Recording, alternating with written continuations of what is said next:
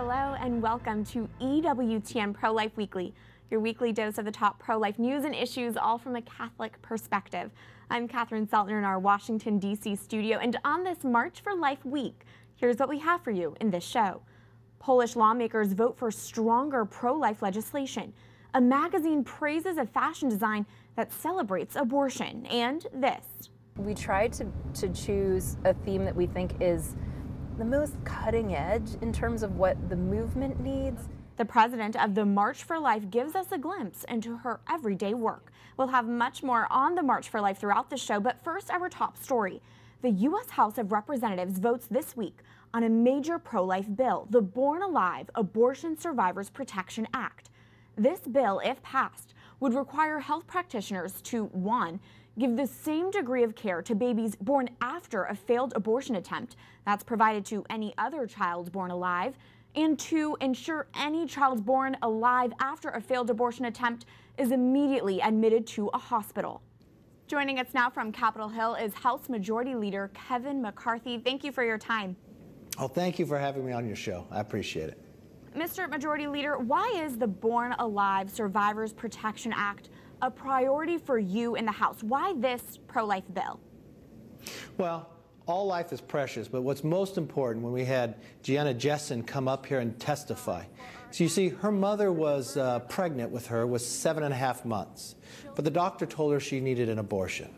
They tried to attempt to have that, but because they weren't able to do it, we had a nurse there to call 911, get an ambulance, and she survived. Just as any other child. If they go through and try to perform an abortion and the child comes out alive, they need to do all medical procedures they can to save that life. That life is precious. And I believe that's a very important bill as we move forward. So we're going to vote on that this week and pass that out of the House. But that's not the only bill that we voted on this year. If you look at Micah's law, you look at young Micah, who did a little press conference here. When he was born after 20 weeks, he was the size of an M&M wrapper. But you look at him today, he looks like any other 5-year-old boy running around. We need to protect life and the pain that they feel at that time as well. So that was a very strong vote in the House, and we moved that over to the Senate. You looked at what we were able to do with Title X and others. This is really the most pro-life Congress that we have seen in a long time. Speaking of the Born Alive bill, do you see potential for bipartisan support here, even though abortion is a highly contentious issue on Capitol Hill? I would hope this could be bipartisan because think, the way any other child is born. But if a child, and they're trying to have an abortion, but the child comes out, they should save that life. That life is so precious. So I'm hopeful that Democrats will see it that way as well, and we could save many more lives out there if this bill could become law. With tens of thousands of pro-lifers coming to D.C. for the March for Life, they are encouraged to advocate for life to their representatives or senators. As someone on the receiving end of that advocacy, are our pro-life voices heard on the day of the march? Can pro-lifers make a profound impact here? They make a big difference when they come to the Hill. When you have the March for Life, I see thousands upon thousands come. They go see their member of Congress. They meet with her or him, and they talk about the issues. It makes a real difference. I have watched members, one from a plate, talk about issues and actually change their position to have a better understanding. And so we just have a stronger voice on the floor and a stronger ability to pass the bills that we need to save lives across America. This weekend marks 1 year since President Donald Trump took office. How would you rate the president on the pro-life issue? I know you've been able to spend quite a bit of time with him recently. Well, he's done a tremendous job when it comes to the pro-life issues. He's kept the promises that he talked about on the campaign trail. You look at his appointments, you look from the judges, but most importantly, when you look at HHS and the work that they are doing and looking at that past work that the last administration has done, really giving a religious freedom as we go forward. But this legislation that we have passed on the floor from Title X and others, really the administration has done a great deal of work on that to help us to make that become law. Mr. Majority Leader, you mentioned Micah's Law, also known as the Pain-Capable Unborn Child's Protection Act, which would ban abortion at 20 weeks. It passed the House late last year. Pro-lifers are hoping for a vote in the Senate. How important is this piece of legislation to you? Well, to me personally, it's critical. When you sit any time with Micah, a young 5-year-old boy, and you look and see, one, when he was born after 20 weeks, with technology today, the children can survive. But what's more importantly, the pain that they would feel if somebody went through with abortion at 20 weeks. I think when you're really looking on both sides of the aisle, this is a place that Democrats can join with us as well. And when I watch that pass the House, I think when March for Life comes through here, they should talk to their senators about this as well. And let's get that bill up on the floor, moved out of the Senate and onto the president's desk for a signature. Absolutely. House Majority Leader Kevin McCarthy, thank you for your time. Thank you so much for all the work that you do. Our next guest joins us for reaction and analysis, and she has powerful insight into the Born Alive bill because as a nurse, she claims to have witnessed babies being aborted alive without medical care. Jill Stanek is now the national campaign chair for the Susan B. Anthony list. Jill, thanks for being with us on this very busy pro-life week. Thanks for having me. Absolutely. Can you briefly share with us what you witnessed as a nurse? I was a nurse in 1999 at Christ Hospital in Oak Lawn, Illinois, when I discovered the hospital was not only involved in late-term abortions, but sometimes babies survived. And if they survived, they were shelved to die in the soiled utility room. So one night a nursing coworker was taking a little abortion survivor, aborted at 21 weeks with Down syndrome, that's why he'd been aborted, to the soiled utility room to die, and I couldn't let him die alone, so I rocked him for the 45 minutes that he lived. And that changed the course of your life. It did. In the course of 45 minutes, it made me a pro-life activist for sure. And it was back in 2002, so right. 16 years ago, that President George W. Bush invited you to be with him when he signed the Born Alive Infants Protection Act. So how is the House bill different than that? What's the update? Well, the Born Alive Infant Protection Act was just a definitions bill, defined what it means to be a legal person when born, and it says that you should be protected, but it didn't do anything more than that. Okay. So the Born Alive Abortion Survivors Act adds teeth to the Born Alive Act. Okay. And it says that abortionists and staff can be prosecuted, they might even be imprisoned and fined, and that moms can have civil opportunities to file civil lawsuits. How many babies are born alive after an abortion attempt? What do we know about this? Well, of course, the most obvious case is Kermit Gosnell in 2013 was convicted of murdering 3 babies after they were aborted alive, but his staff said there were many more. But there are other instances. For instance, 2005, a woman at an Orlando abortion clinic aborted her baby alive in a toilet and even called 911, and the clinic staff turned away the 911 personnel at the door. Baby lived for 11 minutes. Another case where an aborted baby in Hialeah, Florida, was zipped alive into a biohazard bag by the owner of the clinic. In Canada, we know of 500 documented cases between 2000 and 2009. So it is going on around us. There's definitely a need for this law. This week, we are encouraging senators to take up the Pain-Capable Unborn Child's Protection Act, which would ban abortions at 20 weeks. This, as the House will vote on the Born Alive bill. What's the strategy in pairing these two pro-life bills together? Well, these are definitely companion bills. You know, the one bill bans abortions at 20 weeks. The other bill says that babies who survive abortions should be saved. And we're saying that we should combine these two and say that infants aborted alive should be protected, but then they also shouldn't be aborted in the first place. Right. So most babies who are aborted alive are about 5 months old or older, and the Pain Capable Act would protect them. And this is all, of course, happening the week of the March for Life. Right. Why is that so significant? Well, the March for Life, of course, signifies the dastardly Roe v. Wade decision in 1973, and so ever since then we've been trying to take back turf. And this is an instance when most Americans agree with us that late-term abortions are wrong, and polls show more women think that it's wrong than even men. So this is definitely an issue late-term abortion survivors and pain capable of being able to speak to the whole country and get the country on our side on this. Absolutely. Thank you for sharing your witness. I know that was a horrific experience, but your pro-life work has borne a lot of fruit. So thank you for that. Thank you. Jill Stanek with the Susan B. Anthony List.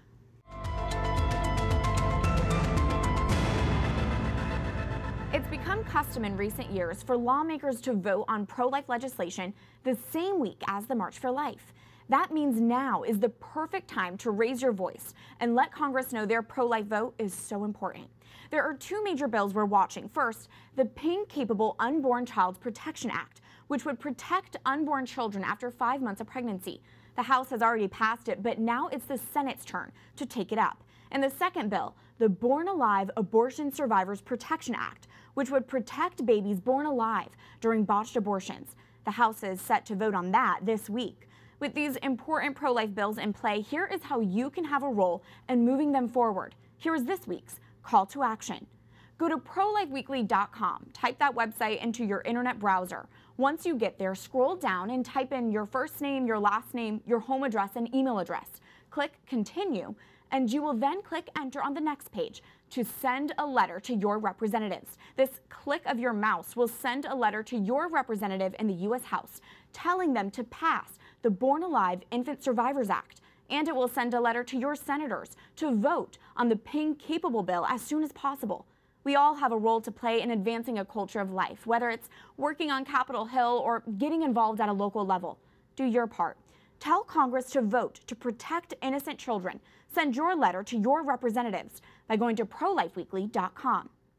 Here's a look now at more pro-life headlines. Polish lawmakers reject a loosening of the nation's pro-life laws. The lawmakers instead voted to advance a proposal banning abortions for sick unborn babies for further parliamentary work. They also voted to reject a proposal that would have removed all restrictions on abortions within the first 12 weeks of pregnancy. Current Polish law outlaws abortion with a few exceptions. In the U.S., the Trump administration releases a pregnant immigrant teenager from federal custody to a sponsor family, allowing her to tragically obtain an abortion. She is the fourth pregnant immigrant teenager represented by the pro-abortion American Civil Liberties Union over the Department of Health and Human Services policy of refusing to facilitate abortions for minors in custody. And in more HHS news, the department establishes a new Conscience and Religious Freedom Division within its Office for Civil Rights. The new department, announced this week, will specialize in enforcing and complying with laws that protect conscience and the free exercise of religion. It's a major step to implement the Trump administration's move to grant relief for groups impacted by former President Barack Obama's contraceptive mandate. It's a big week for the pro-life movement. Tens of thousands of pro-lifers prepare to converge onto Washington, D.C. this Friday for the 45th Annual March for Life. The largest pro-life event takes place each year around the anniversary of Roe v. Wade, the 1973 Supreme Court decision that legalized abortion in the United States. The 2018 March for Life theme is Love Saves Lives, to highlight the need for loving solutions for women facing difficult pregnancies. We've learned President Donald Trump will address the March for Life from a live video feed. Remarks from past presidents were typically pre-recorded or over the phone. Speakers at the March for Life rally on the National Mall include Speaker of the House Paul Ryan, Pam Tebow, the mother of MLB and NFL star Tim Tebow, Matt Burke, a former NFL player, Sister Bethany Madonna of the Sisters of Life, and a number of pro-life congressmen. Stephanie Gray is the keynote speaker for this week's March for Life conference, held the day before the march, so pro-life groups can meet and discuss ideas. Gray gained attention after her pro-life talk at Google headquarters went viral last year. In her Google talk, Gray pointed out how the pro-life movement embodies inspirational traits like putting others ahead of ourselves and doing the right thing, even when it's hard. Here's what she told us about her pro-life communication strategy. Coming from the perspective that the truth is written on our hearts, I honestly look at it from this way. everyone is pro-life, they just don't know it. And so when you communicate through the question of who inspires you and why, what you end up drawing out of people are those fundamental truths written on their heart. Gray is president of Love Unleashes Life, a good match for this year's Love Saves Lives March theme. The March for Life in Washington, D.C., while the biggest and most well-known, is not the only major pro-life event this month. In Denver, Colorado, pro-lifers came out this past weekend for the Celebrate Life rally and march. Speakers included Archbishop Samuel Aquila, the Denver Sisters of Life, and EWTN's own Chris Stanek as Master of Ceremonies. And the Windy City hosted its annual March for Life Chicago last Saturday to record crowds. It's estimated more than 6,000 were in attendance. Cardinal Blaise Cupich addressed the crowds along with other speakers. The march also included a youth rally, mass, and brunch to aid women in need, where EWTN's Gloria Purvis was the keynote speaker. And in California, the Archdiocese of Los Angeles will host the 4th annual OneLife LA this upcoming Saturday. Thousands of people are expected to attend. The festival will include a 1-mile walk and will partner with groups that feed the homeless, liberate trafficking victims, find adoptive families for foster children, and more. One of the organizers gave us a preview of what to expect at OneLife LA. Kathleen Domingo is the Director of Life, Justice, and Peace for the Archdiocese of Los Angeles. Kathleen, good to see you in D.C. Thanks, Catherine. Nice to be here. So what can people expect who are going to the 4th annual OneLife LA? What can they expect if they go? We are so excited. This is our 4th year doing OneLife LA, so it's the 3rd largest pro-life event in the country. We're expecting tens of thousands to join us on January 20th. And this year we have the great privilege of having our keynote speaker, a young woman named Karen Gaffney. Now, Karen is incredible. She has swum the English Channel, she swum from Alcatraz, and she lives with Down syndrome. And she is an amazing spokesperson for this community of joyful, beautiful people who are unfortunately being targeted in parts of the world and even in our own country. And she has a beautiful story to tell about how joyful and wonderful her life is. She has a TED Talk. She's amazing. We cannot wait to hear about her story. That is excellent.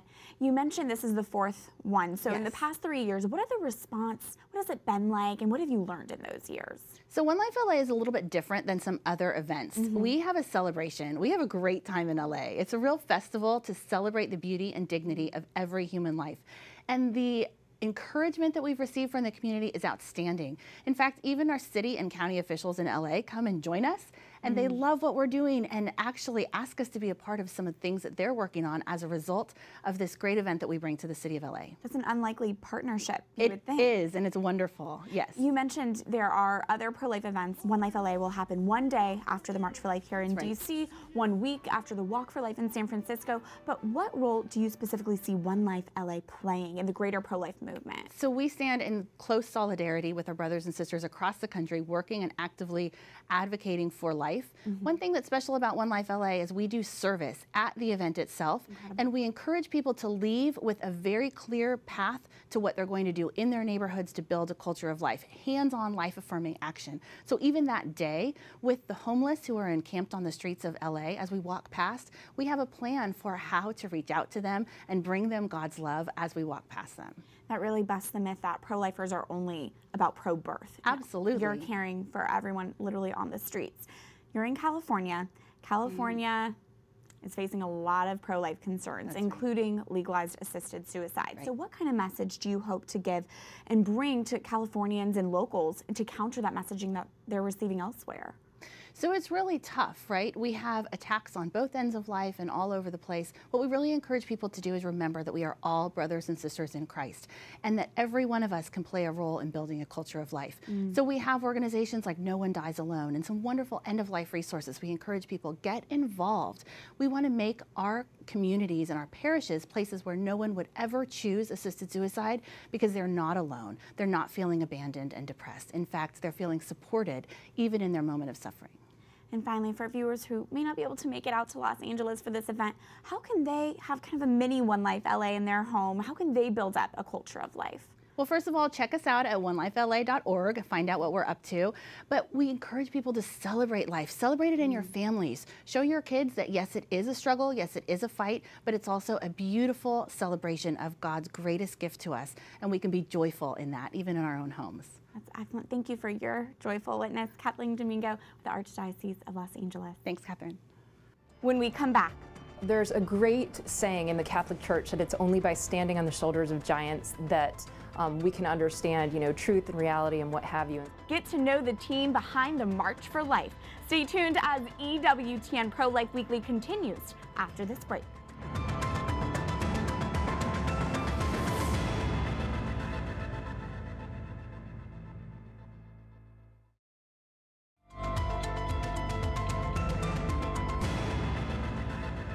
Welcome back to EWTN Pro-Life Weekly. I'm Catherine Szeltner. This weekend marks 1 year since the Women's March on Washington, the massive protest that isolated pro-life women yet claimed to advocate for women. On Sunday, just 2 days after the March for Life, there will be a number of Women's March reunion events. And to commemorate it, one fashion magazine is promoting a clothing design that glorifies abortion. Vogue magazine published a piece last week called "This T-shirt Makes a Subtle Statement About Reproductive Rights," just in time for the Women's March. The design includes stripes and the year 1973 boldly printed across it. 1973 signifies the year of Roe v. Wade, the Supreme Court decision legalizing abortion. 30% of the T-shirt proceeds will go to the National Institute for Reproductive Health, a group that describes itself as normalizing abortion and contraception. It is so disturbing a designer would attempt to make abortion, the killing of an innocent child, a fashion statement, and then try and profit off of it. There is nothing retro and cool about the Roe v. Wade decision. It is a stain on our human history. It was a massive step backwards for women and for unborn children, because now, instead of offering women resources, support, and a helping hand, so many women in unexpected pregnancies are left abandoned with the empty promises of abortion. I also want to point out to our viewers that any group with the phrase reproductive rights in its title is very likely a pro-abortion group. It's misleading, just like the Women's March is misleading because it's not an event uniting women if pro-lifers are kicked out. There is a major unifying event happening this week, however, the March for Life. If you believe the unborn should be protected, it doesn't matter your race, religion, or politics, you are welcome to come to the peaceful March for Life. And even though fashion magazines aren't doing in Vogue articles about the March for Life, know that it's an event that truly stands for women. And remember, you have a role in countering today's culture of death. You can follow this week's call to action. Go to prolifeweekly.com. Tell your representatives to take action on 2 pro-life priorities. Tell the House to pass the Born Alive Infant Survivors Act and urge your senators to vote on the Pink Capable bill as soon as possible. As we prepare to March for Life this Friday in Washington, D.C., we thought we would take a peek inside the group that's behind the largest pro-life event in the world. Here is this week's Pro-Life Focus. I introduce Jeannie Mancini, president of the March for Life. After March for Life founder Nellie Gray died in 2012 at age 88, Jeannie Mancini was appointed the group's president. She was less than half Gray's age. There's a great saying in the Catholic Church that it's only by standing on the shoulders of giants that we can understand, truth and reality and what have you. This pro-life leader never would have expected her role today. After studying psychology in college, Mancini then worked with abused children with the Jesuit Volunteer Corps. I was really grappling deeply with the question of the value of life. Would it be better if some people weren't born because they were born into such difficult scenarios of abuse, things that you'd never want your worst enemy to go through? And interestingly, God brought me to a really different place on that. And I came to the realization that every life is a gift, that every single person has human dignity. Mancini continues to rely on God in her work today and on the help of the many saints the Catholic Church offers. St. Gianna Beretta Mola, just incredible. So I'm always asking for her intercession. I've got her picture, right by my desk. St. Teresa of Calcutta, and I could probably go on, but that would take up the whole show. Even though the March for Life in Washington, D.C. is the largest pro-life event in the world, the staff is small. With only a handful of full-time employees, each member needs to give their all for the march's year-round work. I'm asked so often, what do you do after January? But it's a pretty constant pulse around here, I would say. So we're very engaged in legislative activity. We also do quite a robust social media campaign year-round. There's always something happening in DC related to pro-life work. The day we followed along with Jeannie and the team was an especially busy one. So we'll just thank them and say, stay tuned because, blah, blah, blah, blah, blah all year. Yeah. The pro-life group was prepping to announce the march's 2018 theme in a Capitol Hill press conference. With reporters and Hill staffers expected to attend, Mancini reviews the theme with her publicist on the ride over.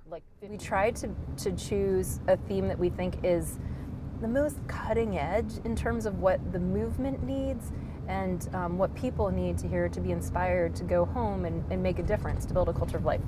And after some final preparation and much anticipation. So, drum roll. This year, I'm excited to announce that the 2018 March for Life theme is Love Saves Lives. The theme matches Jeannie's noteworthy passion and optimism. Love it's basically the DNA of the pro-life movement. And her high hopes for the future. If every marcher responded to God's call to them, responded to their potential, abortion would be ended that year. I'm convinced of it. To find out all the details and logistics for the March for Life on Friday, go to marchforlife.org and be sure to stay with us on EWTN for complete coverage of this major pro-life event. That's it for this edition of EWTN Pro-Life Weekly. You can reach us anytime with questions, ideas, comments at prolifeweekly@ewtn.com. I look forward to seeing you here again next week. And remember, life is a gift. Your life is a gift. God bless.